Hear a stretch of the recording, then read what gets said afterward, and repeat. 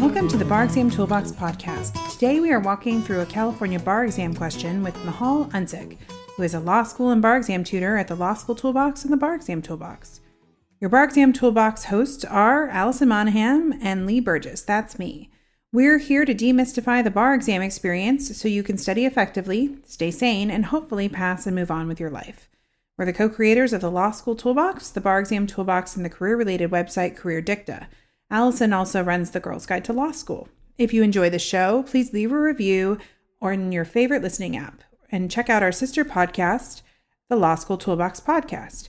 If you have any questions, don't hesitate to reach out to us. You can reach us via the contact form on barexamtoolbox.com, and we'd love to hear from you. And with that, let's get started.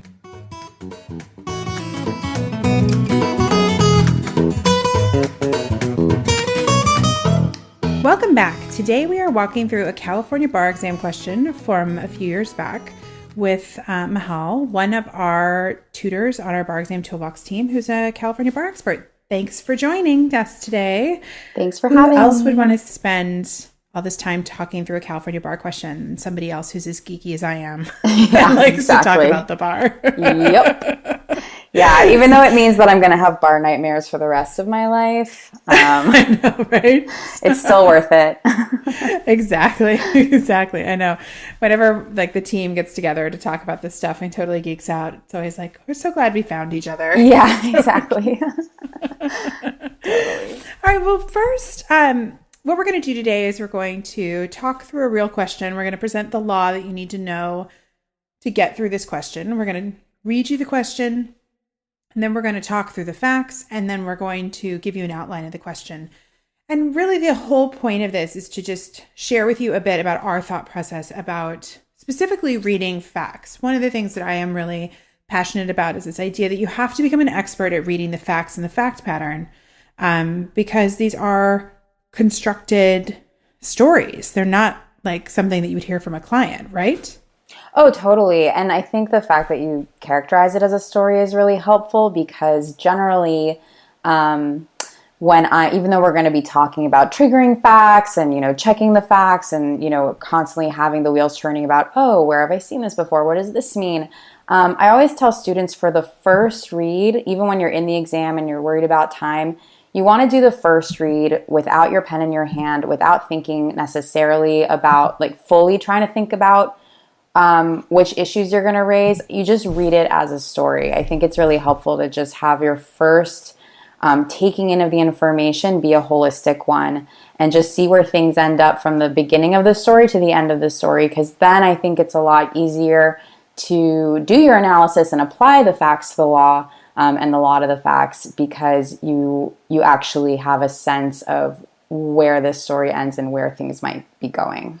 Yeah, I think that's a really good point. I mean, if you're one of these people who has a really hard time of just reading, I know this sounds completely silly, but sometimes I'll tell my tutoring students that they need to sit on their hands, literally. Mm-hmm. Just lay down your pen and sit on your hands, because it can be very hard, especially when you're anxious, and who isn't anxious in the bar scenario, that you start just marking up everything and your brain kind of gets a little, jumbled and things like that. And so I think it's a good practice to say, if you can't just lay the pen down, sit on your hands, literally. Yep. Yeah, totally. Because I get it. I mean, I am that way.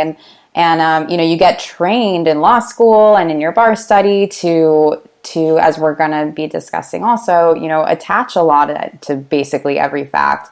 And so those pistons start firing.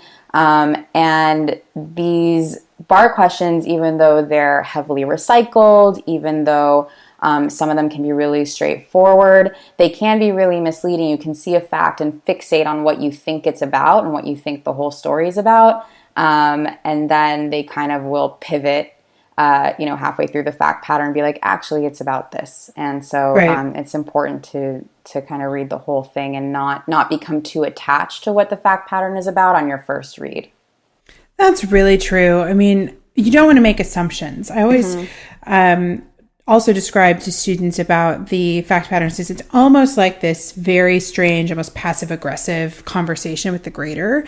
Instead of them telling you, like, we want you to talk about negligence, they've got to like dribble these facts to encourage you to talk about negligence. And it's your job to figure out that they want you to talk about negligence. And so you can't come to it with a lot of assumptions about what you think they want you to talk about, because they are communicating through the facts. Mm-hmm. People literally sit in a room and argue over words in these questions to make sure that they are getting the outcome that they want from the bar takers. So, nothing is done in a flippant manner. Right. I think you're really wise to remember that, because they are trying to solicit a quote unquote right answer, or something that is close to a right answer.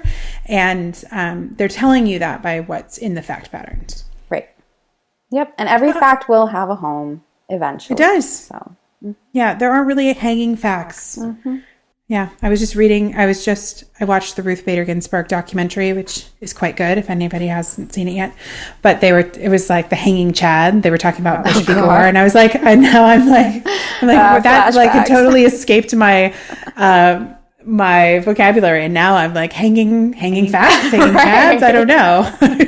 That's just so funny. I literally had a conversation about the hanging Chads today. You did? Yeah, we're registering voters in jails for my job, and and so there were a lot of voting war stories that were exchanged, and we went down memory lane about Florida. Yeah. Well, then you can check out the RBG documentary. I will. And then you can have more information on that again. Awesome. I realized that we all read Bush v. Gore in law school, but yes. still. Anyway, side note. Yes. We also are nerds about constitutional law, so we can totally geek out on that too. Sadly, this is a torts question. Yeah. Okay. Well, before we can dive into this question, which is going to be a torts question. Whoops, I spoiled it. Sorry. Oh, I know, right? It's okay. So today's we're going to talk through a torts question, and we're going to need to review a bit of law. So if you haven't been studying torts yet, or you just can't get enough of torts, here's your little summary of the law that's covered in this question. So like many, many torts questions, it's going to cover negligence, which we remember is duty, breach, causation, and damages. And for duty, all people have a duty to prevent an unreasonable risk of harm to others. And for the bar, and you may or may not have done this in your torts class in law school, you have the two approaches to duty and foreseeable plaintiff. The Cardozo approach, which is that you have a duty only to foreseeable plaintiffs that are in the zone of danger. And the Andrews approach, which is the minority approach, which is a duty owed to all people.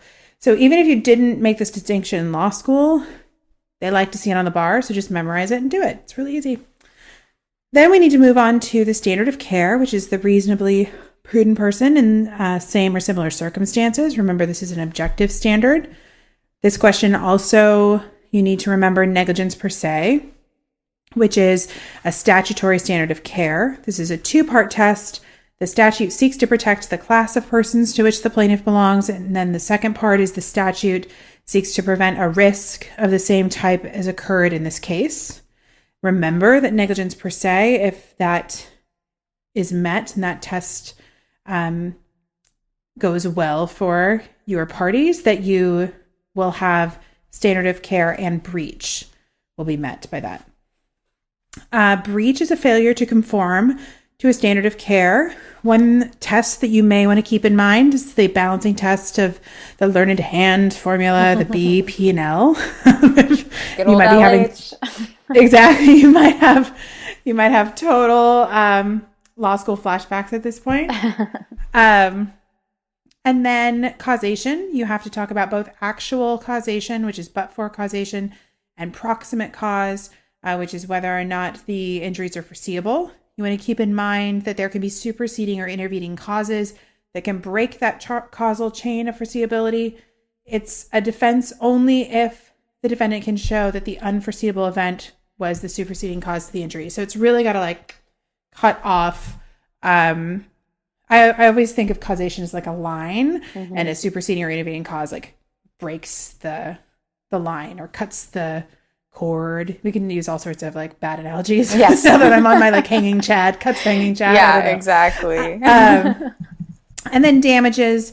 You have to show that plaintiff was actually injured. You want to remember to talk about defenses. This is something that oftentimes people forget in bar torts questions.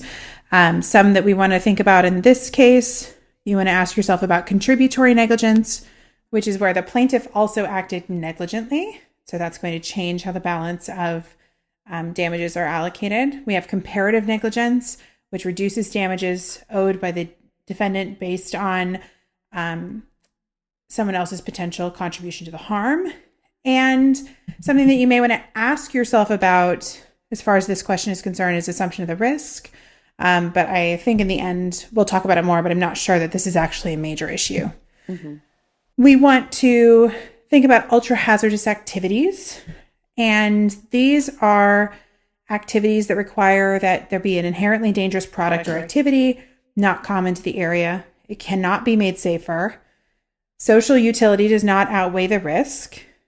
And that is like its own test that you want to keep in mind. There are also some separate product liability, strict liability rules out there that I don't actually think are going to apply as much, but you may want to think about them as you go through this analysis to see if they apply, such as strict liability for products liability, which requires a defendant to be a commercial supplier and a product that reached the consumer without substantial alteration. The product has to be defective and the consumer was making foreseeable use of that product. And lastly, there's an actual and proximate cause and the plaintiff suffered damages. So some of these rules I just wanted to review because this fact pattern may call up these issues to you and you have to make a judgment call about what applies. And we'll talk about that more when we get to the fact patterns. But when you're sitting in a bar exam room, you have like this head full of rules. And so you're kind of like clicking through these rules and asking yourself which ones apply. And that's really almost like your attack plan, your list of all these potential rules. So you're evaluating based on these rules that you've memorized whether or not they apply. So that's why I'm kind of raising a couple little extra ones.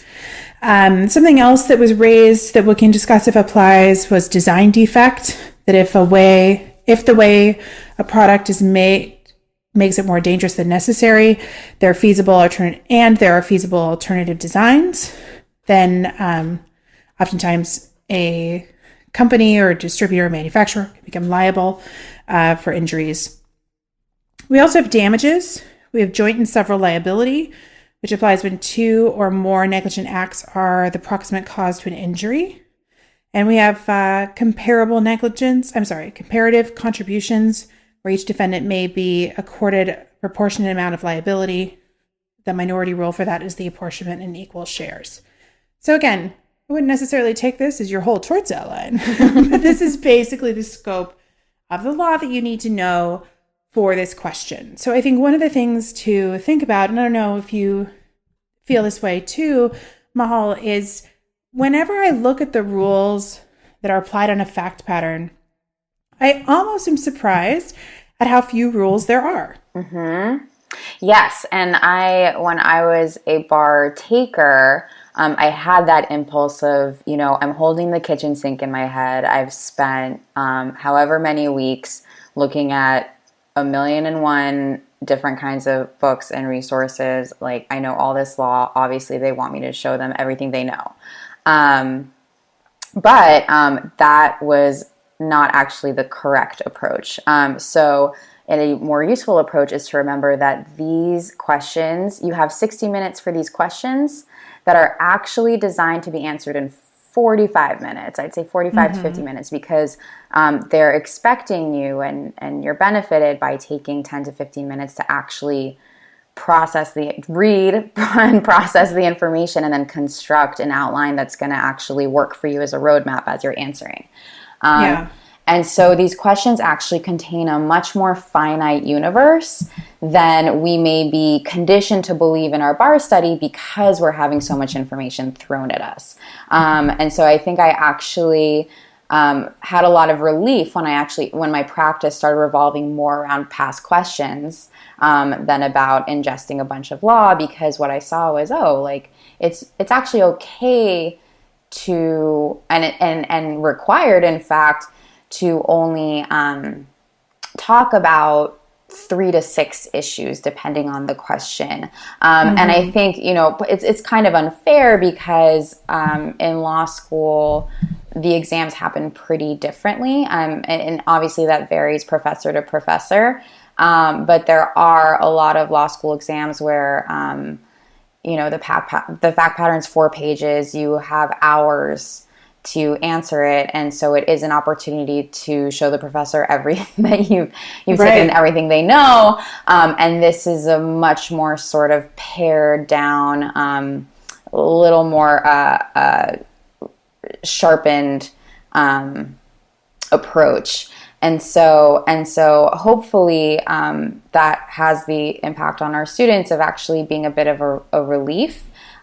Because it really narrows down the universe of what you're going to cover, and it makes it okay that that this only calls up 3 to 4 issues for you, because that may be just enough. So remember that they're thinking about the time limit when they're writing these, and that time limit is going to hover around an average of 45 minutes, and so it has to be answerable. And then the other potential aspect of a question that may alarm students is if of those 4 issues, 2 of them feel like they might be the same. So then you've narrowed it down to 2. And so what you have to start thinking about is maybe the more nuanced distinctions, because there are questions like the one that we're going to get into where actually you are going to do a bit of a C above with, reusing an issue, but what you're going to do is then dig a little deeper and see how that issue plays out differently for the second time that it's used. And so you don't need to necessarily rule out an issue just because you've already written about it within the question, but the question is, where's the distinction? How are you writing about it a little bit differently? I would encourage students not to necessarily, if this question is calling, is saying, all right, you're going to write about issue A twice, not to be like, well, it can't be that, because I already wrote about that. It could be that, but then you want to go into, all right, what's different about it? I think that's a really good point. I think the other thing to realize when you are practicing is that I could go back through questions, maybe easily using our Brainy Bar Bank tool where everything's keyed by issue, but I could go back and find you a few questions that pretty much cover all of these issues.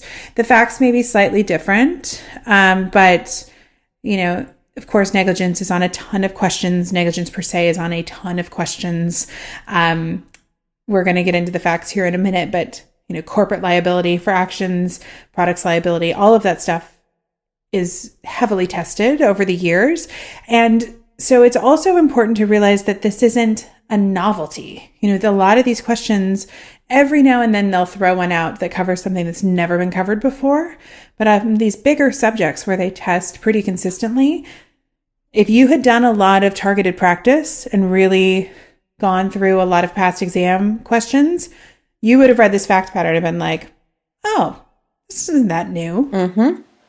Oh, absolutely. And that's comforting in the room, It's definitely comforting. I think that's definitely, one of the important sort of threshold questions that students can ask themselves as they're sitting down for the bar and reading these questions for the first time is, where have I seen this before?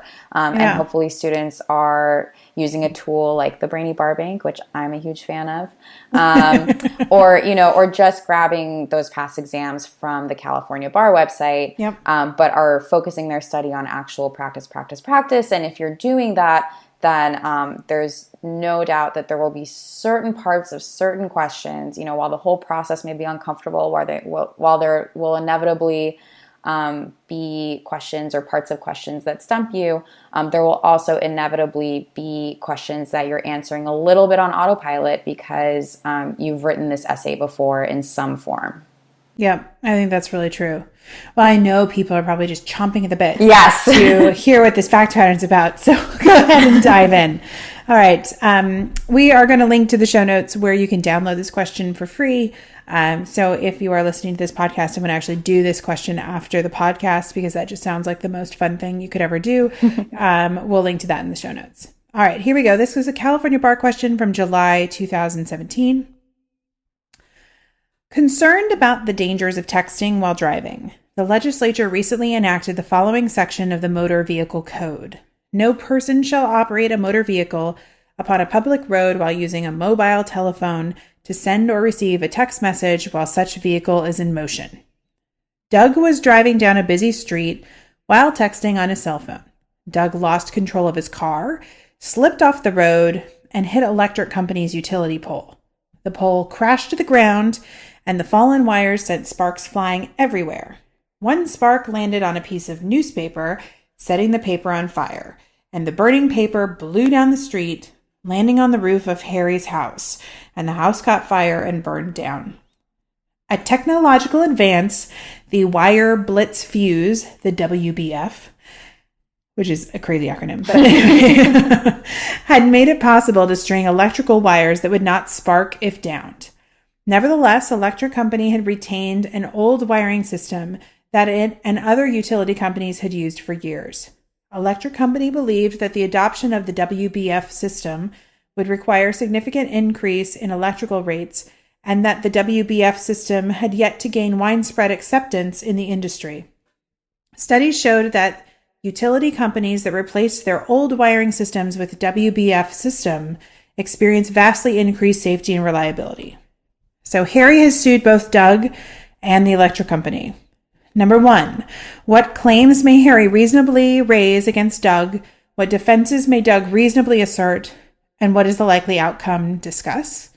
Number 2, what claims may Harry reasonably raise against electric company? What defenses may electric company reasonably assert? And what is the likely outcome? Discuss. And if Harry prevails against Doug and electric company, how should the damages be apportioned? Discuss. All right. So, not a super long fact pattern. Nope, but lots of facts. It's always really interesting. Lots of fun facts to play with, though. Yeah. So we've read the question, and now, because you've been listening to this podcast already, you appreciate that we think facts are really, really important. So the next thing we're going to do is go through the question pretty much fact by fact and discuss what's legally significant in each as we go through each fact. And what I want you to keep in mind is this is kind of the exercise that you will do on that second read. Because Mihal, you were talking about that first read, you're sitting on your hands, you're trying to get the lay of the land. But the second read, now that you know what's going on, you've got to be a bit more dialed in and more careful. Yep. So let's just start at the beginning. Concerned about the dangers of texting while driving, the legislature enacted a section of the Motor Vehicle Code. No person shall operate a motor vehicle upon a public road while using a mobile telephone to send or receive a text message while such a vehicle is in motion. What is legally significant about this? So at this point, I've read the call of the question, so I know that this must be a torts question. So when I'm seeing a statute in a torts question, I'm going to be thinking about negligence per se. Yep, exactly.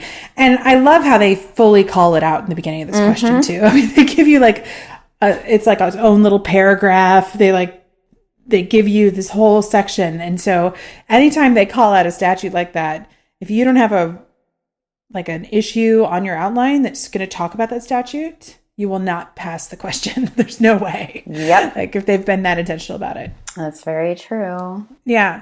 So what about the fact that Doug was driving down a busy street while texting on his cell phone? What does this go to? Come on, Doug. I know. Get your act Bad together. Idea. Yep. So not only was Doug driving down any street, he's driving down a busy street while texting. So we know, having read this statute, that he is potentially in violation of this statute under a negligence per se analysis. But also just generally that he's driving, he's not looking at the road. It's a busy road, so there are other cars around, potentially other people around. So this could be considered unreasonable behavior, and so we're going to start thinking about our negligence analysis here. Right, like breach. Did he breach a standard of care? Things like that. Yep. Okay, so he loses control of his car, slips off the road, and hits electric company's utility pole. Yeah, that sounds like damage to me. Yeah, it does. Yeah. It does. Maybe some causation in that mixed in there and breach, Yep. Yep. The pole then crashes to the ground and fallen wires send sparks everywhere. Mm-hmm. Yeah. So it sounds like we're not done with our damages, and we're not done with the causation chain that's being set in motion. Right. And I think this is one of those things. I like how you said the causation chain, because this is so like law school, right? Mm-hmm. Anytime you have a negligence question, there are always like 7 things that happen. Oh, yeah. That would not happen in real life. So it's like he can't just, lose control of his car and like hit a mailbox. He has to lose control of his car, hit an electric company utility pole, sparks have to fly, paper has to caught on fire, things blow down the street. It's got to be this like crazy scenario that one would imagine would not happen in real life. Yeah, exactly. Okay, so then we have the fact that the pole crashes to the ground. We've got the sparks. And then we have one spark landing on a piece of newspaper and setting that paper on fire. Mm-hmm. And so what do you think that goes to? I think that fire is going to go somewhere because at this point, we know from our call to question that this dispute is not between electric company and Doug. So we know that there's got to be another plaintiff who's going to show up at some point. We haven't met that plaintiff yet. We haven't met Harry yet. So we know that that newspaper being set on fire is going to somehow end up doing some damage to Harry. Yeah.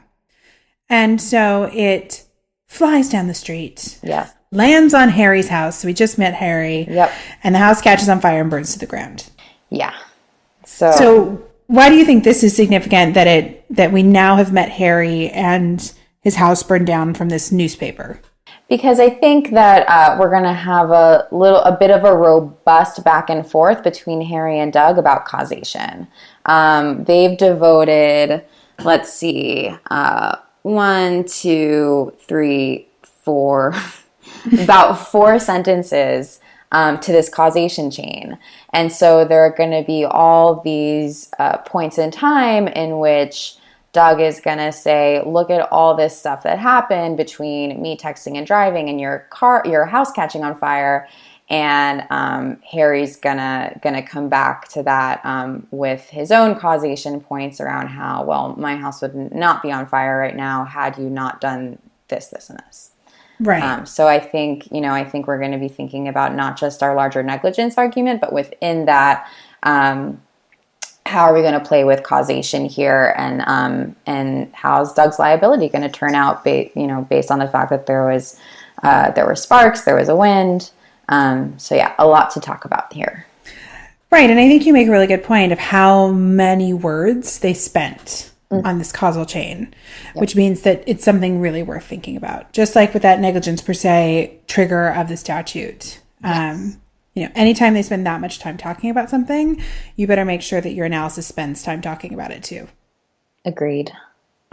Then the facts kind of switch gears, and now we start talking about the WBF, which had made it possible to string electrical wires so they would not spark if downed. Mm-hmm. So why do you think that the examiners shifted gears and started talking about the WBF? Well, they're bringing in another potential defendant here. So we know that, we were just talking a second ago about how sort of wild it is that this house caught on fire as a result of an accident that happened down the street. So now we're being introduced to the WBF because maybe there is an argument to be made that had electric company use a technology that would make it possible for these electrical wires not to spark, and therefore, preventing that single spark that set that paper on fire, that maybe this house wouldn't have burned down in the first place. Mm-hmm. Yeah. So we've got another potential defendant to start looking at. Right. Then we talk about the fact that electric company retained an old wiring system that it and other utility companies had used for years. This sounds like some sort of industry standard. Mm-hmm. Yep. It's probably important. Absolutely. 4 years. So 4 years. Yep. They're really, really stretching out that time. And then that electric company believed that the adoption of the WBF would require a significant increase in the electrical rates, and that the WBF system had yet to gain widespread acceptance in the industry. So why does it matter what electric company thought at all?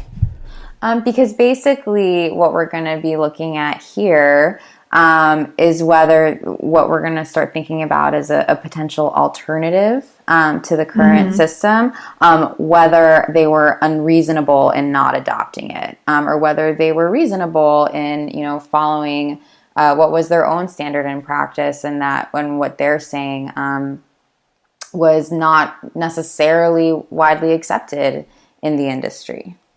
Yeah. And then lastly, they said that studies showed that utility companies that had replaced their old wiring systems with the WBF system experienced increased safety and reliability. So, why is that important that we get information about what other utility companies had done? So this is sort of calling into question their reasonableness, and also is going to factor into when we're talking about potential strict liability claims. Those sometimes involve a little bit of a balancing. And so we're going to be looking at this, vastly increased safety versus what electric company says would be a significant increase in electrical rates. Right. And so we start balancing the cost to the company versus the value to the public. And so this isn't only factoring into our negligence discussion around electric companies' reasonableness and whether their unreasonableness in not adopting this new technology led to a breach, but also calls up a strict liability question around, this sort of seesaw of harms and benefits. Yeah. So that's all the facts. So again, not a ton when you really break it up, but you can see how by going fact by fact, you really force yourself to evaluate why the graders put these facts in there. And why I think that's so important is going back to the original part of this podcast recording where we were talking about becoming experts at reading the facts. By going fact by fact, you are really making it so you can identify these nuances and ask yourself, about words and about number of sentences and, and why they added these things in there. Where I think if you don't slow down and do this process, even in the exam room, a version of this process, that you may, miss things. And then that's going to cause you to miss issues. Mm-hmm. Absolutely. And those alarm bells will be going off as you read this. Yeah. And so, and thankfully, they have, sometimes the calls are, you may have one call of a question that's just, name all the claims and all the defenses between all these people, and you there's a little more organizing involved on the test taker's part. But in this, they give you a pretty clear outline of how you're going to set up your answer with the 3 calls and the different sort of disputing parties in each call. So does that part of the work for you, luckily. That's true. And so before we go into kind of our outline of this question, would you just do a quick review of what those 3 calls of the question were for us, so folks can remember how they, if you have an outline scratch paper, the first thing you're going to do is you're going to break out your outline or your scratch paper with these 3 calls of the question. Yep. And when I would do it, I would usually do, blank versus blank. So we know Doug's name starts with a D. Right. To defend it. Usually, yes. Yep. So the first call we're going to explore is what claims may Harry reasonably raise against Doug? What defenses may Doug reasonably assert? And what is the likely outcome? Discuss. The second is what claims may Harry reasonably raise against electric company? What defenses may electric company reasonably assert? And what is the likely outcome? Discuss. And the third is if Harry prevails against Doug and electric company, how should damages be apportioned? Discuss. So before we get started on the outline, Mihal, what do you think about how a bar taker should consider these 3 prompts? Should they be all given equal amounts of time, or do you think that a bar studier should apportion their time differently? What are your thoughts on that? So when we're looking at these 3 calls, we're looking at a question. By now, the student knows that they're looking at a question where there are some major, what we call, slapdowns, right? They're doing duty, breach, causation, damages, and then maybe even another strict liability slapdown. But they're doing negligence at least twice, and they may know from practice that within negligence, they're breaking that down into even smaller issues. So there are going to be some, there's going to be some heavy issue breakouts and analysis in both the first and the second questions. When it comes to damages, we don't really have that many facts about damages. We don't have a paragraph devoted to damages. So maybe, a remedies question, that's going to be really fact heavy around damages. Or if they had said something about, now Doug and electric company are going at it with each other about who's responsible, but there's nothing about that. And so when they're asked about damages, it's definitely, you want to reserve time to have a thorough and complete discussion about that. But you also know that there's only so much you'll be able to say based on the facts that you have. And so the first two calls are really where you want to divide your time almost evenly. I'd say maybe the second call could use a bit more time because you're going to be bringing in potential strict liability discussion. But those are the two where you really want to focus most of your time and analysis. I think that's really true. I think sometimes students, though, will forget and say number 3, like, oh, it's not major, so if I run out of time, I shouldn't deal with it. And I think that's a huge mistake. You want to still write something down for number 3, because if you don't, you're literally waving your arms in front of the grader's face, being like, I ran out of time, I don't know what I'm doing. And then you've left easy points on the table. So you want to, not ignore a smaller prompt, but you're right. You don't want to give it equal billing because there aren't as many points available for number 3 as there will be for number 1 and number 2. Yep. And hopefully, even though we're going to be talking about these major issues with little tests within the larger tests, hopefully practice has made, we call them slapdowns because it kind of like conjures this sort of like, you can kind of like bup it, like I couldn't think of, I'm also losing my words on a Monday night, but resorted to sound effects.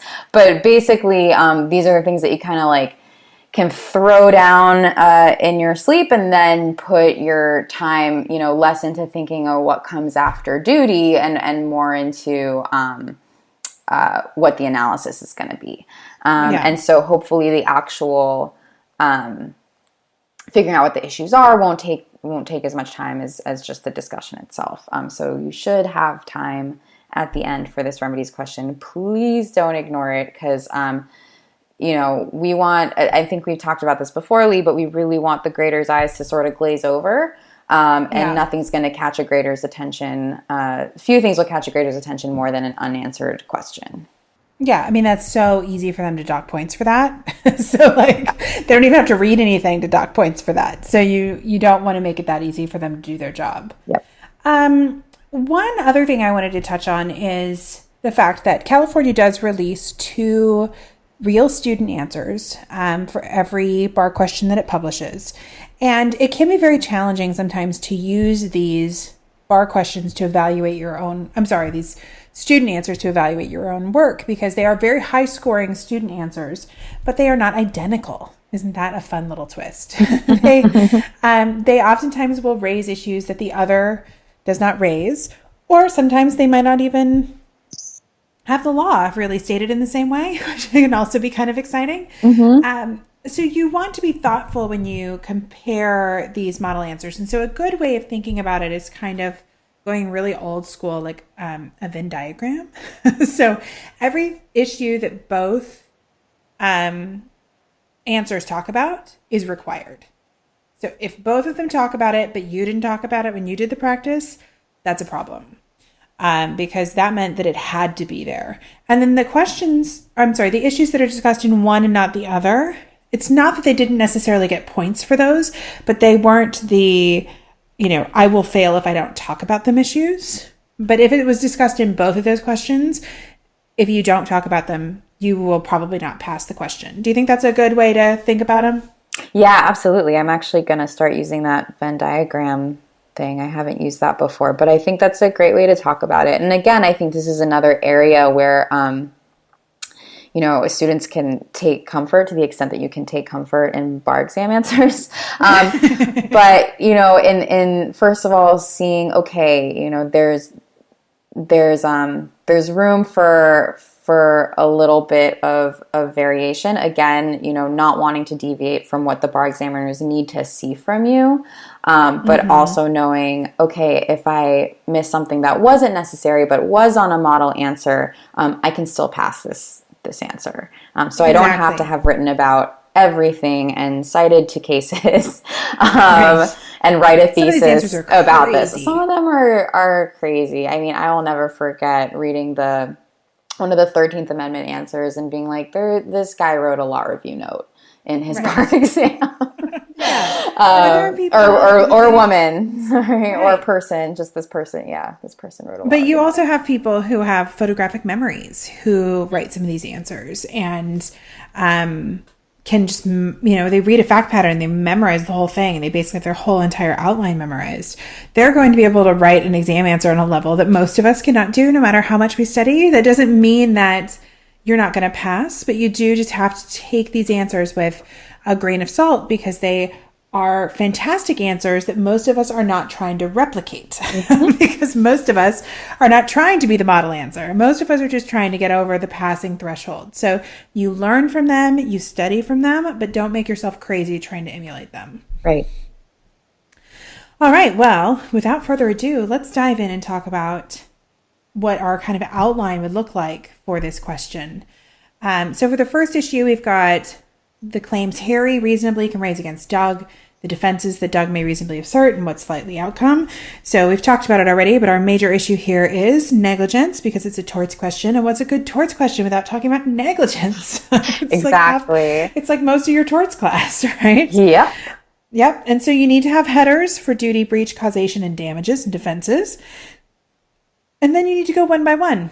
Yes. So for duty, what do you think that you need to talk about for duty for this question? So we're going to do a callback to what we discussed earlier when we were talking about the law is, what is Doug's duty as a driver, and what is everyone's duty, to each other. And so we have two sort of schools of thought on this. We have Cardozo's, which is duties only being owed to foreseeable plaintiffs, and the plaintiff is foreseeable if they're within the zone of danger. And then Andrews, which is the minority approach, but that there's a duty to the community at large, or to all people. And we don't have to pick one. We just need to discuss both.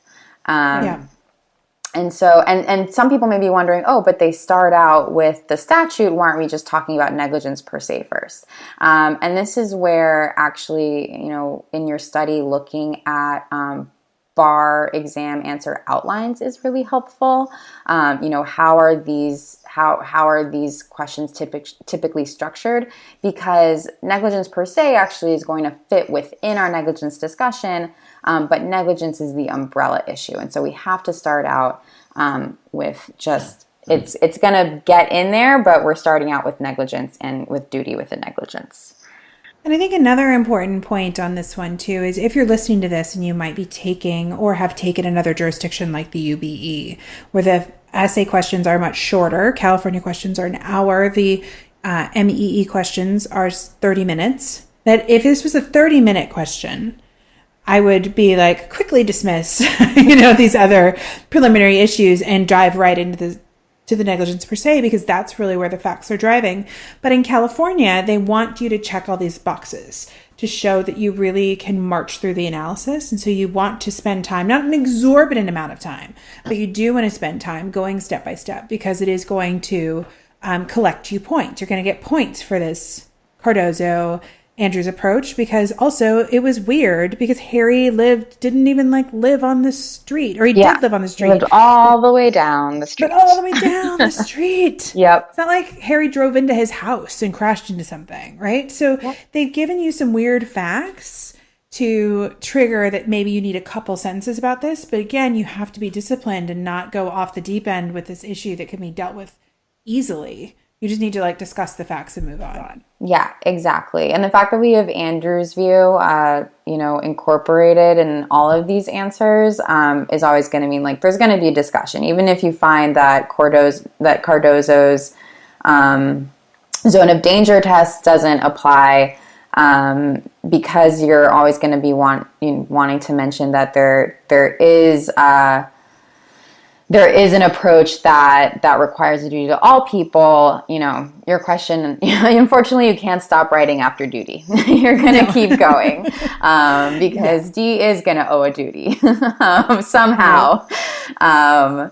So the Cardozo view is where there's going to be, again, a little bit of ping-ponging. Doug is going to say, I didn't owe Harry a duty because he lived all the way down the street. My collision happened all the way at the other end of the street. So he shouldn't be factored in as a foreseeable plaintiff, especially considering all that other stuff that happened with the sparks and the newspaper and the wind. But then again, when a person is texting and driving on a busy street, read broadly, maybe a jury wouldn't necessarily want to limit the extent to which that danger or that anyone living on that street is a foreseeable plaintiff. So there's room there. And then obviously under the Andrews view, Harry's part of the community at large is a person in the world. And so Doug will owe a duty to Harry. Yeah. All right. So then we move on to our standard of care, which is generally a reasonably prudent person in the same or similar circumstances. Here, you could dismiss this quickly and just say that you've got to be a reasonable driver, and a reasonable driver doesn't text while driving, hopefully. Yeah. I'm sure that... in theory. In theory. Yeah. No judgment. Yeah. I live in LA, so... Yeah, exactly. A lot of counterexamples. But... So this minor issue of the regular standard of care should be dealt with quickly, because the major issue, as we've discussed, is really about negligence per se. And negligence per se is the statutory duty of care, where we have the two-part test.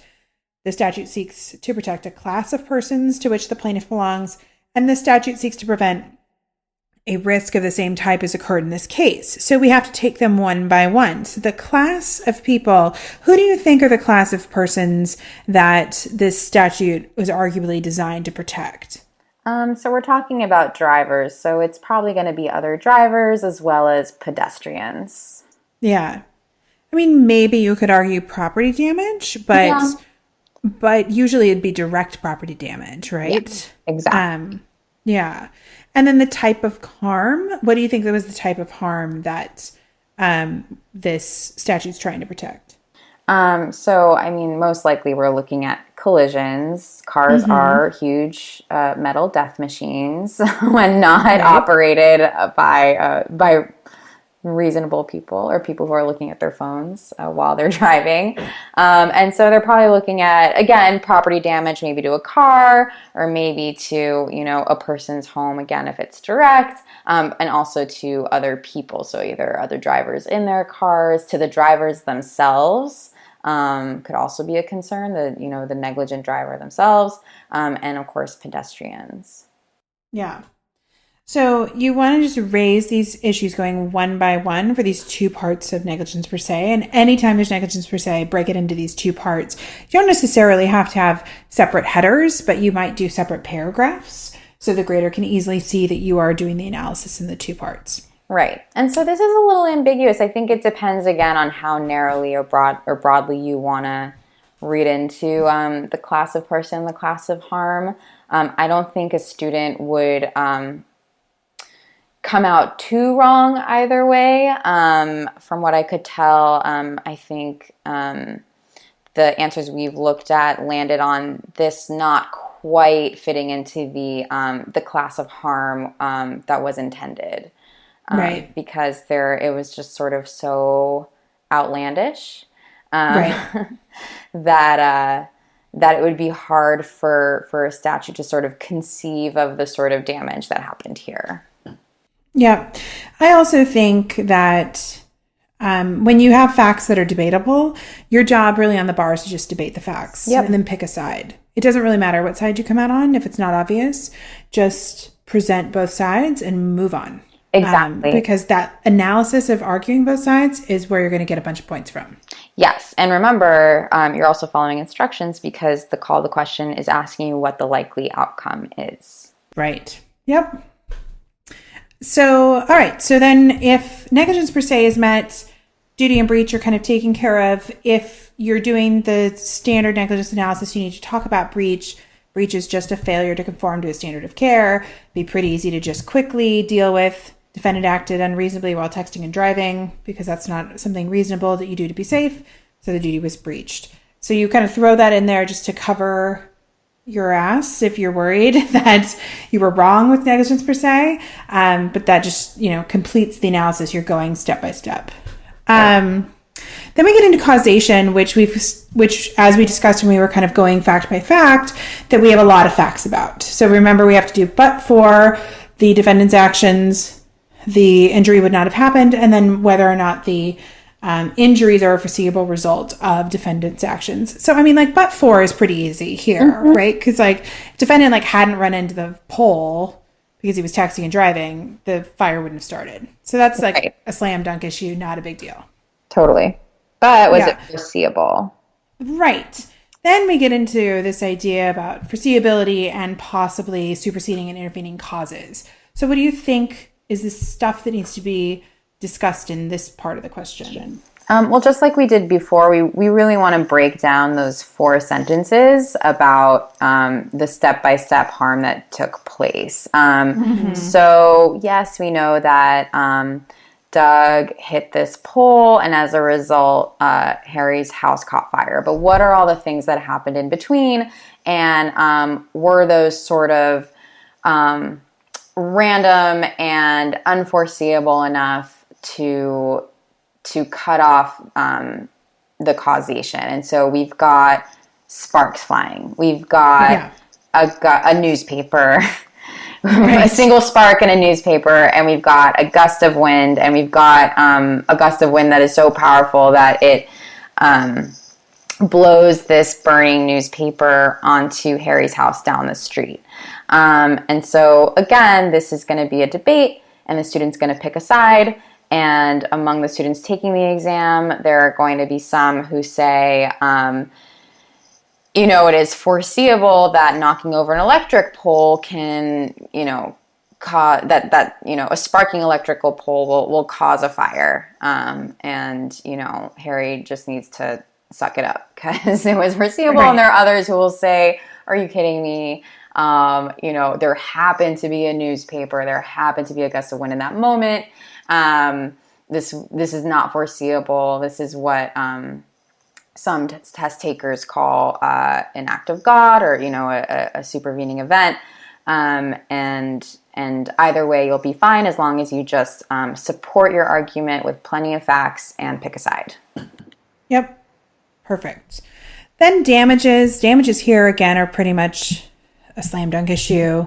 You have to have an injury and a house burned down. So it's pretty clear that there are damages. So don't spend a lot of time talking about that because there aren't a lot of points to be had when somebody's house burns down and that's their damage. Right. So really, this question seems to turn on proximate cause and negligence per se. But you need to just conclude which way you think it's going to come out. Yep. What do you think about defenses here? What are the defenses that you definitely needed to talk about? So the defenses you definitely need to talk about, even though there are no facts that raise this, when you're talking about negligence, you just need to show that you know what contributory negligence is. Yeah. So you're going to raise it and then you're going to slap it away because all Harry did was live in a house, was have a house, on a busy street. So there's absolutely no information that Harry was negligent. But again, these are sort of key terms where you want the grader to be kind of going down their checklist, and when they look at their checklist and look at your answer, they can check it off that you know what contributory negligence is. Yep, agreed. All right, so that's pretty much prompt number 1. Then we move on to what claims Harry reasonably can raise against electric company, what defenses electric company can assert, and what is likely outcome. So, the sample answers that were presented by the bar both talk about these. They talk about them in a different order. I wouldn't really worry about that. Mm-hmm. But why don't we just start with kind of ultra hazardous activity and whether or not that applies in this situation. Okay, great. So, so students may have come with ultra hazardous activity because these facts, some of them do sort of have a flavor of past exams. I know I read it and I was thinking of that kid Peter with the pigeon in this past horse electric question. Wires. Yeah, that poor kid. And so because this is what happens when you take the bar. You think about you were like, it's just like this question about Peter and the pigeon, or it's just like this question about the other one I was thinking of when I was going through this question again was the one with the blender where the woman makes like soup in the blender. Yeah, cold blender. Yeah, exactly. So it's this like is what sadder happens. that we ourselves like are bringing it up, or that the other person is like totally empathizing. I mean, like, yes, I know exactly what you mean. I know. That one, that's in like the top 10 classic. I know, exactly. All right. So, but this is about Doug and Harry. And so, so we're going to ultra hazardous activity as our first discussion. And so, Harry might want to say, look, we're not even going to look at whether the electric company was reasonable or unreasonable in using this technology. We're going to look at whether having these electric poles in this neighborhood on this busy street was, so dangerous as to constitute an ultra hazardous activity and therefore trigger strict liability. Yeah, exactly. I mean, I think that this is something that is good to discuss, but I don't think it needed to be a super robust section because you just kind of need to go through the elements and talk about the facts and then kind of move on. Yeah. I could see this being a place where someone could spin for a while and spend too much time, but I don't know that there are enough points available to spend more time than just kind of going element by element. Totally. And I think it's a sort of an area where it's a gut check with the student to think about, all right, how far would I need to be stretching to really make this fit into the test? And if you're kind of running out of facts pretty quickly to fit into the elements or into the factors, then you know that you can kind of mention it, raise it, make sure that grader sees that you know it. But you don't want to sort of create work for yourself that isn't there. Yeah, I agree. So then we're going to move on to the next issue, which is negligence. But as we talked about earlier in the podcast, you don't want the negligence analysis to be identical. So you want to think about what's different about this negligence than the negligence analysis we just did about Doug. So here we're talking about negligence of a company. So our duty of care is kind of a reasonably prudent company that has special skills and knowledge. Mm-hmm. And then you need to go through, whether, again, Cardozo versus Andrews, is Harry in the zone of danger of the electric company. Here, I think that analysis is a little bit easier. You're near power lines. I think most people would possibly be in the zone of danger, but you still need to go through that analysis quickly to then get to breach. And here, what do you think really we needed to talk about here in breach, given the facts that we had in the fact pattern that we mentioned earlier? So here we're going to electric company's assertion that not using a technology that would have pretty much eliminated sparking, which is what caused the fire, that not using that was perfectly reasonable because they and other utility companies have used this old wiring system for years. So there's no reason for them to think that not using that old wiring system would have been unreasonable for a company in their position and with their specialized skill and knowledge. And not just that, but that the the increase in electrical rates is sort of so significant that that it was actually reasonable for them to stick with their old system as opposed to opt into this other system that, again, they're going to say isn't as popular as they'd like you to believe. And they've all been doing just fine for all the time that this has been the industry standard. Right. And one of the model answers that the bar released did use BPNL as a way to do this analysis. So that seems to be an option the graders thought was fine. But I think the bigger issue is using all of these facts about whether or not they breached. I don't necessarily know that you need to bring in new breach tests, but it's really about the amount of facts. Right.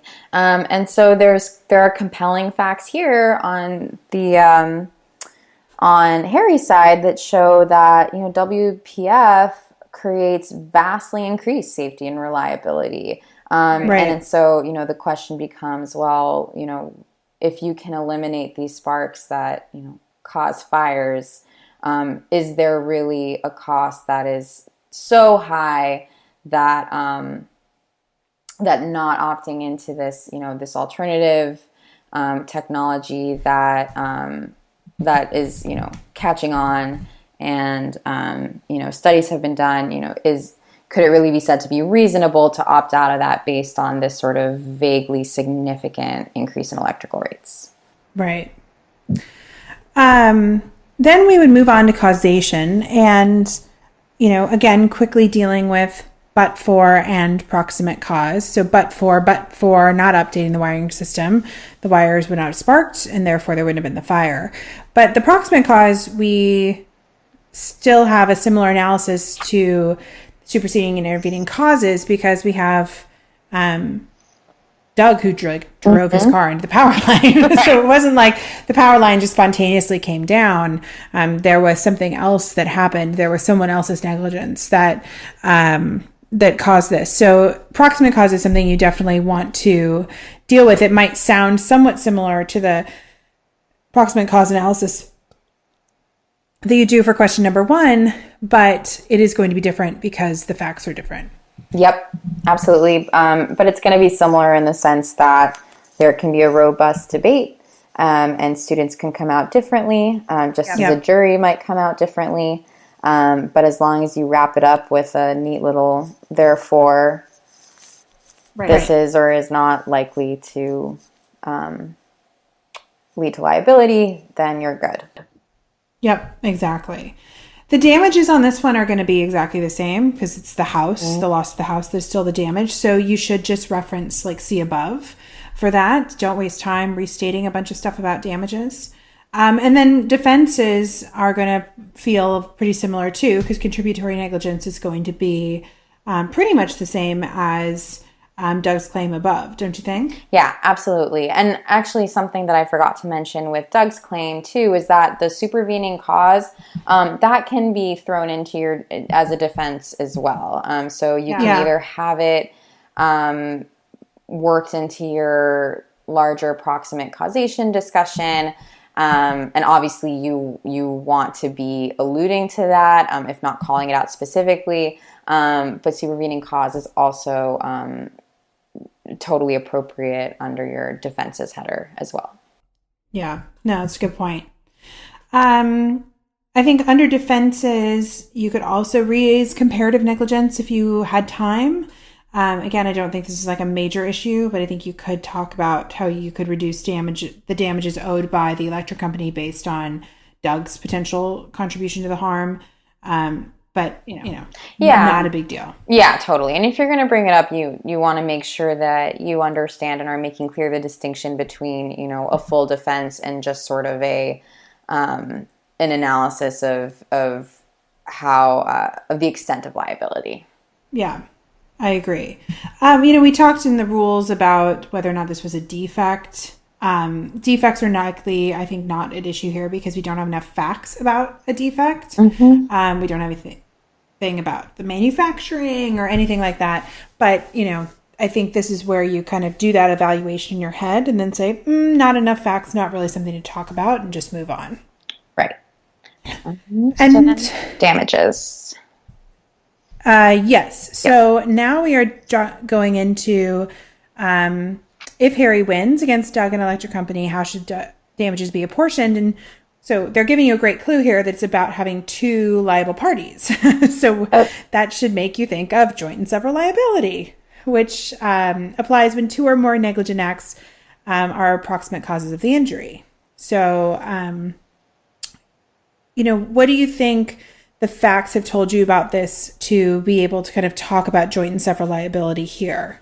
I mean, basically, Doug and Electric Company are kind of going to be trying to throw each other under the bus. Right. Like all good defendants will do. Yeah, exactly.